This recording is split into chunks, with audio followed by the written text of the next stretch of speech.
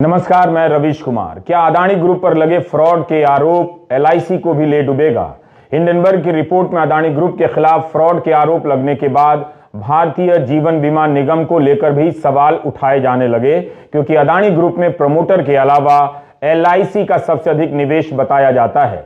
भारतीय जीवन बीमा निगम ने अपने निवेशकों में भरोसा बनाए रखने के लिए एक बयान जारी किया है। आज मार्केट में अदानी समूह के एफपीओ का सब्सक्रिप्शन पूरा हो गया। अबू धाबी के एक समूह ने $400 मिलियन का निवेश कर दिया है। क्या इसके पीछे भी कोई राज है? सवाल है कि हिंडनबर्ग ने अपनी रिपोर्ट में जो आरोप लगाए हैं, क्या सरकार उसकी जांच करेगी? सेबी की तरफ से कोई जांच होगी? अदानी समूह के कुछ शेयरों के दाम में सुधार देखे गए हैं, लेकिन जो गिरावट आई है उसकी रिकवरी अभी दूर नजर आती है। अदानी समूह के शेयरों की खराब हालत को देखकर उसे लोन देने वाले या इक्विटी खरीदने वाले बैंकों और एलआईसी को लेकर चिंताएं जाहिर की जा रही हैं। बैंकों और एलआईसी की तरफ से सफाई आ गई है कि चिंता की कोई बात नहीं है, मगर चिंता की लकीरें यहां वहां दिखाई भी दे रही हैं। क्या एलआईसी अदानी ग्रुप को बचा रहा है, जिसके कारण उसे घाटा हो रहा है? इन आरोपों में कितना दम है, इन सब पर बात करेंगे। आप देख रहे हैं रवीश कुमार ऑफिशियल। हम यूट्यूब पर भी हैं और फेसबुक पर भी। इस खबर को ध्यान से देख लीजिए। मिंट अखबार में छपी है। शाइन घोष की खबर में 2 वरिष्ठ बैंकरों से बातचीत का ब्यौरा है। इन बैंकरों के नाम नहीं है, ऑफ रिकॉर्ड बयान है। मिंट लिखता है कि 2 वरिष्ठ बैंकरों ने कहा है कि भारतीय रिजर्व बैंक ने उनके बैंक से जानकारी मांगी है कि अदानी ग्रुप में कितने पैसे लगे हैं। यह पिछले हफ्ते की बात है। इसका मतलब है कि बैंकों ने जो लोन दिए हैं या निवेश किए हैं, उसके डूबने की आशंका को लेकर रिजर्व बैंक भी चिंतित है। शाइन घोष की रिपोर्ट में लिखा है कि हिंडनबर्ग की रिपोर्ट आने के बाद बैंकर सतर्क हो गए हैं। भले ही अदानी ग्रुप ने हिंडनबर्ग की रिपोर्ट को दुर्भावनापूर्ण से लेकर फर्जी बताया है, झूठ का पुलिंदा बताया है, लेकिन बाजार के भीतर इसे लेकर कान खड़े हो गए हैं। हिंदी प्रदेश के दर्शकों, क्या आपके अखबारों में यह सब विस्तार से छप रहा है? आप अखबार और चैनल के पैसे देते हैं। आप सिंपल हिसाब समझिए, आपकी जेब पर डाका डाला जा रहा है और आपसे ही पैसा लेकर अखबार और चैनल उसकी खबरें गायब कर दे रहे हैं। अगर ऐसा नहीं हो रहा है तो अच्छी बात है, लेकिन ऐसा हो रहा है तो क्या यह अच्छा है? गोदी मीडिया से पूछिए कि भारत की सबसे बड़ी कंपनी समूह पर फ्रॉड के आरोप लगे हैं, उसकी क्या रिपोर्टिंग है? क्या खारिज कर देने से काम हो जाता है? मिंट की रिपोर्ट कह रही है कि बैंक सतर्क हो रहे हैं, भारतीय रिजर्व बैंक उनसे पूछ रहा है। फिर ये सारी बातें ऑफ रिकॉर्ड क्यों छप रही हैं? भारतीय रिजर्व बैंक को ऑन रिकॉर्ड आकर कहना चाहिए कि उसकी चिंताएं क्या हैं, क्यों बैंकों से पूछा जा रहा है। ऑन रिकॉर्ड होगा तो लोगों में ज्यादा भरोसा बनेगा। मार्केट का पैसा डूब रहा है या डूबने वाला है और यहां ऑफ रिकॉर्ड का ड्रामा चल रहा है। अभी तक सेबी की तरफ से भी कोई जवाब नहीं आया है।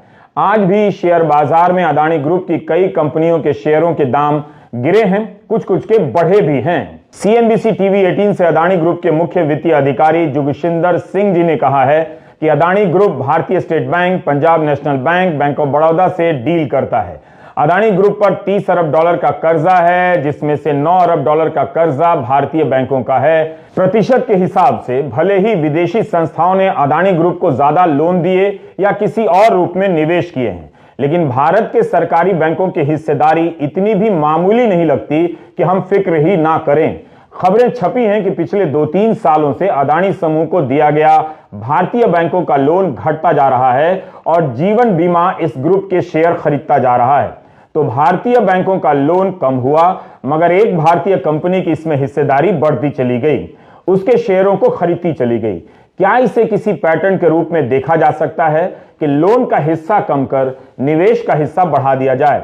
हम इन मामलों के विशेष जानकार तो नहीं हैं, इसलिए सहज बुद्धि से सवाल कर रहे हैं। वैसे अदानी ग्रुप संकट में आया तो उसे लोन देने वाली विदेशी संस्थाएं भी संकट में आ सकती हैं और तब यह भारत की छवि के लिए अच्छा नहीं होगा। इन विदेशी संस्थाओं ने इसी भरोसे लोन दिया होगा कि भारत की कंपनी है तो नियम कानून से चलती होगी, कोई फ्रॉड हो ही नहीं सकता। हिंडनबर्ग की रिपोर्ट के आने के बाद जिस तरह से पहले की कंपनियां बर्बाद हुई हैं, अगर वैसा कुछ हो गया तो क्या भारतीय बैंक या विदेशी संस्थाएं इस झटके को बर्दाश्त कर पाएंगी? क्या इसीलिए भारतीय रिजर्व बैंक ने बैंकों से उनके लोन का हिसाब पूछा है, जिसकी रिपोर्ट मिंट में छपी है? अगर भारतीय बैंकों पर किसी भी तरह का खतरा है तो भारत पर यह हमला बाहर से नहीं हुआ है, अंदर से हुआ है। क्या इसलिए भी अदानी ग्रुप को अज्ञात तरीके से बचाने की चर्चाएं चल रही हैं और चलती रहेंगी, मगर तथ्य कभी सामने नहीं आएंगे कि यह सत्य है या झूठ है? अदानी ग्रुप हमेशा ऐसी बातों को गलत बताता रहा है। सवाल है कि अदानी ग्रुप की कंपनी का रिकॉर्ड इस तरह का क्यों है, उसकी साख ऐसी क्यों है कि एक रिपोर्ट भर से शेयरों के दाम 4 दिन से गिरते ही चले जा रहे हैं? क्या यह भारत पर भीतर से हमला नहीं है? क्या ऐसी कमजोर कंपनियों के सहारे भारत आर्थिक जगत में अपना सीना फुला रहा है, जो एक रिपोर्ट के आने भर से भारत पर हमला चिल्लाने लग जाती हैं और उनके शेयरों के दाम गिरने लग जाते हैं? Do you get my point? Punjab national bank के मुख्य कार्यकारी अधिकारी AK गोयल का मिंट में बयान छपा है कि उनके बैंक ने अदानी ग्रुप को 7,000 करोड़ रुपए के कर्ज दिए हैं। CNBC TV 18 को भारतीय स्टेट बैंक ने भी कहा है कि रिजर्व बैंक जितनी इजाजत देता है उससे बहुत ही कम स्टेट बैंक ने अदानी ग्रुप को लोन दिया है या किसी तरह का निवेश किया है। बैंक पूरी तरह से सुरक्षित हैं। स्टेट बैंक के प्रबंध निदेशक ने CNBC TV 18 से कहा कि अदानी ने जो भी खरीदा है उसमें भारतीय बैंकों की हिस्सेदारी नहीं है, एक्विजिशन में विदेशी बैंकों या संस्थाओं की है। CNBC TV 18 की रिपोर्ट में लिखा है कि भारतीय स्टेट बैंक ने यह नहीं बताया है कि अदानी ग्रुप पर बैंक का कितना लोन है। हांगकांग के capital markets and investment group CLSA का हवाला देते हुए अखबार ने लिखा है कि अदानी ग्रुप की चोटी की 5 कंपनियों पर 2 लाख करोड़ से अधिक के उधार हैं। भारतीय बैंकों ने 81,000 करोड़ से ज्यादा के लोन दिए हैं। स्टेट बैंक ने कहा है कि हम बिल्कुल भी चिंतित नहीं हैं। CLSA ने भी कहा है कि भारत के सरकारी बैंकों के लोन की हिस्सेदारी बहुत ही कम है, यानी विशेष चिंता की बात नहीं। भारत के सरकारी बैंक चिंतित नहीं हैं और भारतीय बैंकों ने अपनी क्षमता की सीमा से कम ही लोन दिए हैं। आपको एक पुरानी खबर की याद दिलाना चाहता हूं इसी बात पर। 2011 के साल में इसी तरह एक और रिपोर्ट आई थी, तब विजय माल्या ने भी खंडन कर दिया था। आज विजय माल्या कहां हैं आप जानते हैं? 16 सितंबर 2011 के टाइम्स ऑफ इंडिया की यह खबर आप देख लीजिए। उस वक्त कनाडा की एक रिसर्च कंपनी वेरिटास ने इसी तरह की रिपोर्ट प्रकाशित की थी कि किंगफिशर एयरलाइंस अपने रिकॉर्ड ठीक से नहीं बताती है। कंपनी के बही खाते में कई सारी गड़बड़ियां दिखाई पड़ती हैं। अपने कर्जे को यह कंपनी कम बताती है। तब विजय माल्या ने ठीक वही कहा जो आज अदानी ग्रुप ने कहा है। इसे दुर्भावनापूर्ण और सनसनीखेज बताया था। विजय माल्या ने तब भारत पर हमला नहीं कहा था, अदानी ने इसे भारत पर हमला बोला है। अगर उस समय विजय माल्या कनाडा की कंपनी की इस रिसर्च को भारत पर हमला बताते तब क्या होता? आज माल्या फरार हैं, उन्हें सरकार भारत की जेल में डालने के लिए जाने कितने साल से मुकदमा ही लड़ रही है। वेरिटास कंपनी की रिपोर्ट आखिर सही साबित हुई। आज आप किसी भी एयरपोर्ट पर जाइए, किंगफिशर नाम की हवाई जहाज कंपनी का अता पता नहीं मिलेगा। विजय माल्या का इतिहास आपके सामने है। भारतीय इतिहास के किस चैप्टर में आप विजय माल्या के बारे में पढ़ाएंगे? क्योंकि ये जनाब तो भारत से ही भाग गए हैं। पता चला कि ब्रिटेन के इतिहास के चैप्टर में पढ़ाए जा रहे हैं। ब्रिटेन दावा करने लगा है कि यह आदमी भागकर हमारी कंट्री में आया है, तो ब्रिटेन की हिस्ट्री के चैप्टर में होगा। जब अदानी ग्रुप ने हिंडनबर्ग की रिपोर्ट को भारत पर हमला कहा है, तब ऐसे में सेबी नाम की संस्था क्यों चुप है? उसे सार्वजनिक बयान देना चाहिए था। जब बैंक सार्वजनिक रूप से जवाब दे रहे हैं, भारतीय जीवन बीमा निगम ने बयान जारी किया है, तब सेबी क्यों चुप है? एक तरफ सेबी की चुप्पी पर सवाल उठ रहे हैं और दूसरी तरफ खबर आती है कि अडानी के शेयर ज्यादा ना गिरें, इसके लिए सर्किट लिमिट को 20% से 10% कर दिया गया है। हिंदी में ऐसे समझिए, सीधे पाताल लोक में ना चले जाएं, इसलिए उसके पहले एक फ्लोर और जोड़ दिया गया है। यानी अब एक दिन में अडानी के शेयर 10% से अधिक नहीं गिरेंगे तो हाहाकार भी कम मचेगा। क्या यह काम सेबी ने किया? क्या ऐसी सुविधा हर कंपनी को दी जाती है? इन प्रश्नों के उत्तर आम जनता को भी दिए जाने चाहिए। दुनिया के अमीरों में अडानी तीसरे नंबर पर थे। कुछ दिन पहले तक फोर्ब्स पत्रिका यह सूची बनाती है। जब से हिंडनबर्ग की रिपोर्ट आई है, अडानी तीसरे नंबर से 11वें नंबर पर आ गए हैं। 24 जनवरी को हिंडनबर्ग की रिपोर्ट आती है और 2 दिन के भीतर $51 अरब की पूंजी हवा हो जाती है। सोमवार के दिन गिरावट के बाद रॉयटर ने लिखा कि 70 अरब डॉलर यानी 5,70,000 करोड़ से भी अधिक की पूंजी हवा हो गई। किसी की पूंजी का भाव इतना कम हो जाए, वो भी फ्रॉड के आरोप लगने के बाद, हर तरह से चिंता की बात है। फोर्ब्स की सूची देख रहा था, इसमें आज अदानी और अंबानी आगे पीछे नजर आए। इसी तरह अदानी ग्रुप के शेयरों में गिरावट आती गई तो एक बार फिर से अंबानी उनसे आगे निकल सकते हैं। क्या तब अंबानी पार्टी देंगे और इसे भारत की जीत बताएंगे? भारत पर यह कैसा हमला है कि एक भारतीय अदानी नीचे की तरफ सरकते जा रहे हैं और एक भारतीय अंबानी ऊपर की तरफ उठते नजर आ रहे हैं? यह हमला हो रहा है या झूला झुलाया जा रहा है? I do not want to speak in English again and again, you understand on your own. क्या विपक्ष जीवन बीमा और बैंकों की पूंजी को लेकर बेवजह शोर कर रहा है? सीपीएम ने तो हिंडनबर्ग की रिपोर्ट के बाद उच्च स्तरीय जांच की मांग की है। अदानी ग्रुप ने इन आरोपों को हमेशा ही गलत बताया है, इनका खंडन किया है। कांग्रेस के प्रवक्ता जयराम रमेश ने एक लंबा बयान जारी किया है और कहा है कि वित्तीय प्रणाली का स्तंभ माने जाने वाले एलआईसी और एसबीआई जैसे वित्तीय संस्थानों के अडानी समूह के साथ उच्चतम स्तर के जोखिमपूर्ण लेन देन का वित्तीय स्थिरता और करोड़ों भारतीयों की बचत राशि पर दुष्प्रभाव पड़ सकता है। एक जिम्मेदार विपक्षी दल के रूप में कांग्रेस पार्टी का यह दायित्व है कि वह सेबी और आरबीआई से वित्तीय प्रणाली के प्रबंधक के रूप में अपनी भूमिका का प्रभावी रूप से निर्वहन करने और व्यापक जनहित को ध्यान में रखते हुए इन आरोपों की जांच करने का आग्रह करे। तेलंगाना के आईटी मंत्री केटी रमा राव ने भी कहा है कि यह सवाल बेहद गंभीर है। क्यों जीवन बीमा का 77,000 करोड़ और स्टेट बैंक ऑफ इंडिया का 80,000 करोड़ रुपया अदानी समूह में लगा हुआ है? किसके कहने से ऐसा किया गया? इस पूरे एपिसोड में किसकी भूमिका रही होगी? तृणमूल सांसद महुआ मोइत्रा ने जून 2021 में सेबी को पत्र लिखा था और कहा था कि अदानी ग्रुप में जिन विदेशी कंपनियों का पैसा लगा हुआ है वो किनका पैसा है, इसकी कोई ठोस जानकारी नहीं है। ना ही उन कंपनियों ने कई सालों में अदानी के स्टॉक में लेन देन किया है। महुआ ने उस समय मांग की थी कि इन कंपनियों के अदानी समूह के साथ रिश्तों की जांच हो, क्योंकि इसका भारतीय बाजार पर काफी असर पड़ेगा। तब सेबी ने कहा था कि इसकी जांच हो रही है। हिंडनबर्ग ने अपनी रिपोर्ट में महुआ मोइत्रा के पत्र और सेबी के जवाब का जिक्र किया है, मगर आज तक किसी को पता नहीं कि सेबी ने जो जांच की उसका क्या नतीजा निकला।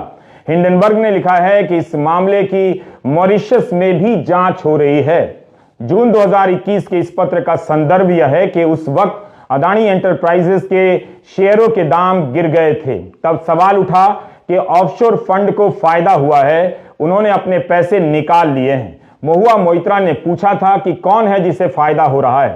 तब सेबी ने जवाब दिया कि जांच चल रही है और अभी किसी तार्किक नतीजे पर नहीं पहुंची है। यह खेल तो होता ही है कि एक बार शेयरों के दाम चढ़ाकर गिरा दिए जाते हैं और फायदा कमा लिया जाता है। यही आरोप अदानी ग्रुप ने हिंडनबर्ग की रिपोर्ट पर भी लगाए हैं। महुआ मोइत्रा ने यही आरोप उस समय लगाया था कि ऑफशोर फंड किसका है जो अदानी ग्रुप के शेयरों के दाम चढ़ाकर और फिर गिराकर फायदा कमा गया। तृणमूल सांसद महुआ मोइत्रा ने 30 जनवरी को फिर से सेबी को पत्र लिखा है। उन्होंने ट्वीट करते हुए लिखा है कि सेबी के अलावा यह पत्र वित्त मंत्री, ईडी, डीआरआई, सीबीडीटी को भी लिखा गया है और अदानी ग्रुप की कंपनियों की जांच की मांग की गई है। पैसे को गोल गोल घुमाकर राउंड ट्रिपिंग के जरिए मुनाफा कमाने के आरोप लगाए गए हैं। संदिग्ध विदेशी निवेश के भी आरोप हैं। इन सब की जांच की मांग महुआ मोइत्रा ने अपने पत्र में की है। महुआ ने लिखा है कि क्या कोई सुन भी रहा है या सब शीशे के घर में बंद हो गए हैं जहां आवाज नहीं पहुंच रही है। महुआ मोइत्रा इस पत्र में कह रही हैं कि अदानी समूह ने हिंडनबर्ग को जवाब में कह दिया है कि ये निराधार हैं, झूठे इल्जाम हैं, जिन्हें भारत के सुप्रीम कोर्ट ने, उच्चतम न्यायालय ने खारिज कर दिया है। महुआ ने कहा है कि हमें आज तक नहीं पता कि इन स्टॉक का मालिक कौन है, किसे ये फायदा पहुंचाते हैं और इनका इतिहास क्या है। इनका इतिहास क्या है? आज जब देश को सही इतिहास के नाम पर फर्जी इतिहास पढ़ाया जा रहा है, तब किसे फुर्सत है कि इस तरह के निवेशकों के इतिहास की जांच करें। एक सांसद के तौर पर महुआ मोइत्रा ने इन संदर्भों को लेकर संसद में कई बार सवाल उठाए हैं। 19 जुलाई 2021 को वित्त राज्य मंत्री ने जवाब भी दिया कि सेबी और डीआरआई, हिंदी में राजस्व आसूचना निदेशालय, अदानी समूह की कुछ कंपनियों की जांच कर रहा है। तो उस जांच का क्या नतीजा निकला? 2 साल हो गए, कुछ तो निकलना ही चाहिए और इस वक्त बताना भी चाहिए। इसलिए महुआ मोइत्रा के सवालों को ध्यान से सुनिए। महुआ ने अपने पत्र में कहा है कि अदानी सीएफओ के स्टेटमेंट से ऐसा लगता है कि सेबी ने अपनी जांच खत्म कर ली है, और अगर ऐसा हुआ है तो लग रहा है कि अदानी ग्रुप कोर्ट में जीत गया है और सब इल्जाम खारिज हो चुके हैं, या सेबी ने उन्हें बरी कर दिया है। मैं पूछना चाहती हूं कि कब यह जांच पूरी हुई, क्या बातें सामने निकल कर आई, क्या कार्रवाई हुई है, कोर्ट में क्या भेजा गया है और कब भेजा गया है? अब आपको समझ आ रहा होगा कुछ कुछ। क्या महुआ मोइत्रा ने भी अदानी ग्रुप में निवेश को लेकर पत्र लिखकर भारत पर हमला कर दिया?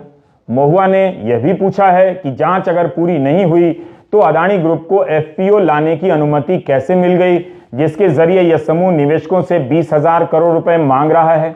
क्या इसकी जानकारी अदानी ग्रुप ने मार्केट को दी है? तो ये सब सवाल हैं। सेबी इन प्रश्नों के जवाब दे सकती है, देना चाहिए। अब आपको फिर से फ्लैशबैक में ले जा रहा हूं। 6 अक्टूबर 2021 को पेंडोरा पेपर सीरीज नाम से इंडियन एक्सप्रेस में खबरें छपती हैं। इंडियन एक्सप्रेस ने उस वक्त लिखा था कि अदानी के बड़े भाई विनोद अदानी साइप्रस नाम के लघु देश के नागरिक हैं, दुबई में रहते हैं।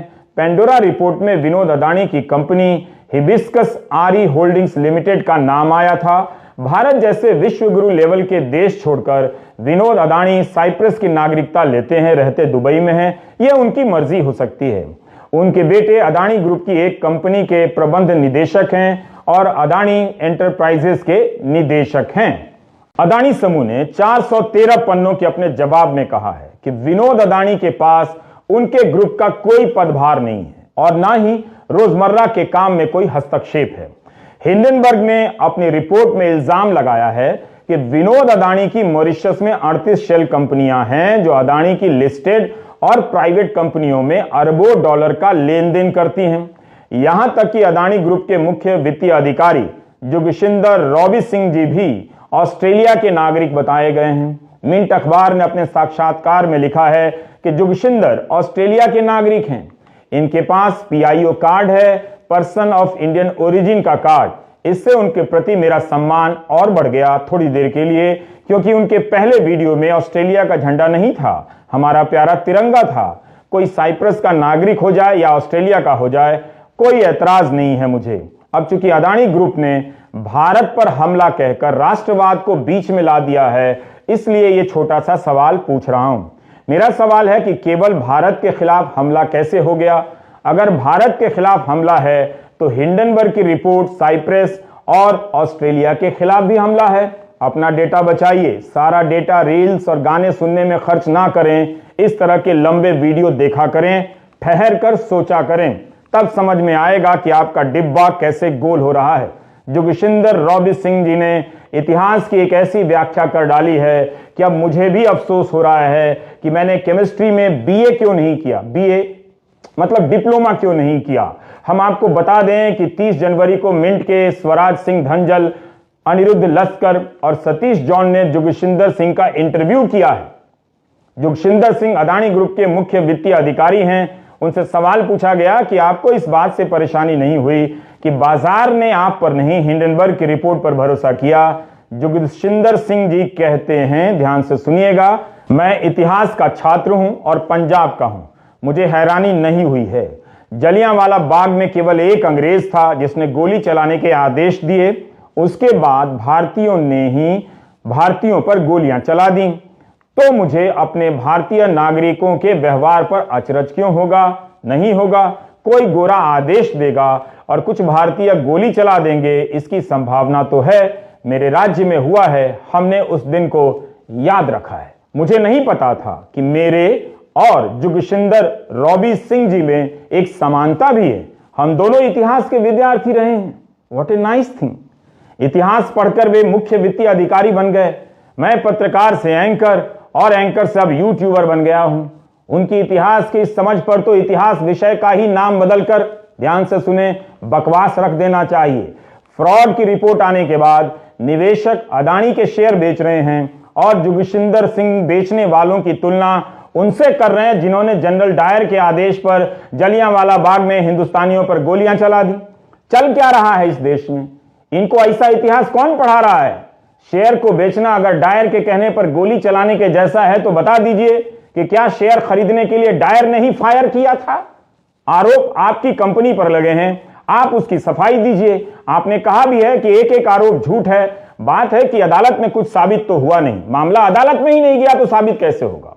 तब होगा जब कोई जांच होगी। पहले जांच होगी, फिर चार्जशीट बनेगी, तब तो अदालत में बहस होगी। अगर कोई जांच एजेंसी उनके दफ्तर तक आने में किसी वजह से घबरा रही है तो खुद जाकर उसके अफसरों को ले आइए। यह सब करने के बजाय उल्टा आप कह रहे हैं कि गोरे के आदेश पर कुछ भारतीय गोली चला रहे हैं, लोगों के पैसे डूब रहे हैं और आपको डायर का फायर नजर आ रहा है। अगर अदानी के शेयर बेचने वालों में कोई संघ का सदस्य निकल गया, बीजेपी का सदस्य निकल गया, तब क्या होगा? जोगिशिंदर सिंह को यह बात मालूम है क्या होगा? भाई, लोगों ने शेयर मार्केट को मुगल गार्डन बना दिया है, जब चाहा नाम बदलकर अमृत उद्यान रख दिया। This is what I have a problem with, not knowing history and yet claiming to be a student of history. So brazen. सवाल है कि अदानी ग्रुप के साथ साथ एलआईसी का भी निवेश डूबा तो क्या होगा? क्यों एलआईसी को नहीं लगता है कि अभी इतनी बुरी हालत नहीं आई है कि अदानी के शेयर बेचकर निकला जाए? ट्विटर पर कई लोग जो खुद को ऐसे विषयों के जानकार बताते हैं, ये सब सवाल कर रहे हैं। राजनीतिक दल भी एलआईसी को लेकर सवाल उठा रहे हैं। एलआईसी की तरफ से जवाब आया है। आज भी एलआईसी के शेयरों के दाम में कुछ गिरावट दर्ज हुई है। इस जवाब में बताया गया है कि 31 दिसंबर 2022 तक अदानी समूह में भारतीय जीवन बीमा निगम ने 35,915 करोड़ रुपए का निवेश किया था। इसमें इक्विटी भी है और कर्ज भी है। अदानी समूह की सभी कंपनियों में 30,127 करोड़ की इक्विटी खरीदी गई थी, जिसका मूल्य 27 जनवरी तक 56,142 करोड़ था। भारतीय जीवन बीमा ने जिन कंपनियों में निवेश किया है उनकी क्रेडिट रेटिंग भी डबल है, AA है, और निवेश के नियमों के तहत ही सारा निवेश हुआ है। भारतीय जीवन बीमा की कुल संपत्ति 41,66,000 करोड़ की है। इसके अनुपात में अदानी ग्रुप में 1% से भी कम पैसा लगा है। इस जवाब से एलआईसी भरोसा देना चाहती है कि अदानी ग्रुप में 36,000 करोड़ का निवेश उसकी कुल संपत्ति के अनुपात में 1% भी नहीं है। इसलिए चिंता मत कीजिए। कांग्रेस अध्यक्ष मल्लिकार्जुन खड़गे ने आरोप लगाया है कि 2 दिनों के भीतर जीवन बीमा के शेयरों के भाव में 22,442 करोड़ रुपए की गिरावट आई है। एलआईसी ने अदानी ग्रुप में पैसे क्यों लगाए हैं?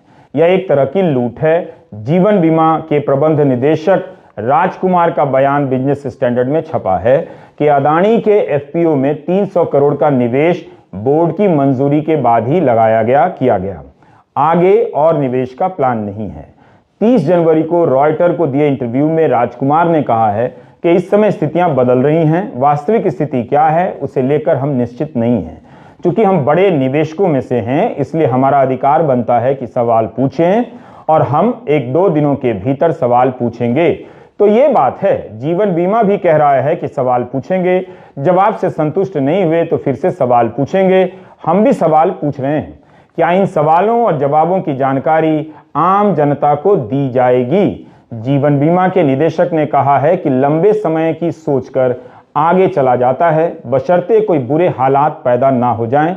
इससे ज्यादा क्या बुरे हालात होंगे जब खबरें छप रही हैं कि जीवन बीमा के शेयरों में भारी गिरावट आई है।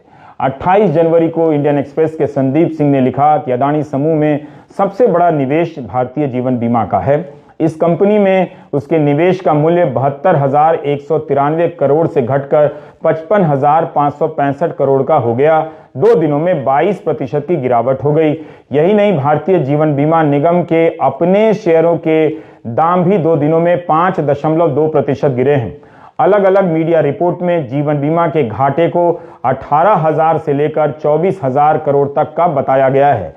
यह भी पुराना आंकड़ा है। पिछले 2 दिनों की गिरावट का इसमें हिसाब शामिल नहीं है। आखिर भारतीय जीवन बीमा निगम ही क्यों अदानी ग्रुप में सबसे बड़ा निवेशक है? क्या अदानी ग्रुप में निवेश की समझ केवल एलआईसी के पास ही है? दूसरे निवेशकों के पास ये समझ नहीं है? आज अदानी ग्रुप के साथ साथ सबसे ज्यादा नुकसान उठाने वाली कंपनी में एलआईसी भी है। उसे one of the biggest losers कहा जा रहा है। शेयर बाजार में शेयरों के दाम गिरते चढ़ते रहते हैं, मगर एक कंपनी के रिसर्च पर भारत की इतनी बड़ी कंपनी के शेयरों के दाम इस तरह गिरने लग जाएं, यह कोई छोटी बात नहीं है।